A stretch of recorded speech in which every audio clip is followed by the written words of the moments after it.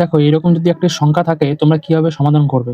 একটি জিনিস ৩৬৪ টাকা বিক্রি করলে, ঠিক আছে, একটি জিনিস ৩৬৪ টাকা বিক্রি করলে ৯% ক্ষতি হয়, যে ৯% ক্ষতি হয়।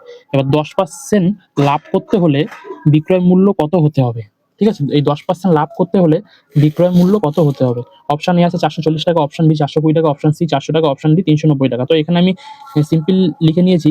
এক্ষেত্রে বিক্রয় মূল্য হবে ইনটু ১০০ প্লাস লাভের পরিমাণ বাই ১০০ মাইনাস ক্ষতির পরিমাণ। ঠিক আছে? তো এখন আমি অঙ্কটি করব। দেখো কিভাবে অঙ্কটি করব আমি। এই ৩৬৪ টাকা লিখে নিলাম ইনটু ১০০ প্লাস ১০, ১০০ প্লাস ১০, ঠিক আছে? লিখে নেওয়ার পর নিচে কি লিখবো? ১০০ মাইনাস ৯। তাহলে ১০০ প্লাস ১০ হবে ১১০, ১০০ মাইনাস ৯ কত হবে? ৯১।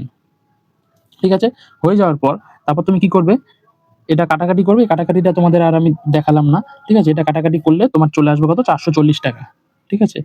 ৪৪০ টাকা চলে আসবে। অর্থাৎ কত অ্যান্সার? Option A. ঠিক আছে? অপশন এ হচ্ছে কি অ্যান্সার। ঠিক আছে? তো অঙ্কটি তোমরা বুঝতে পারলে আমি যেভাবে করালাম।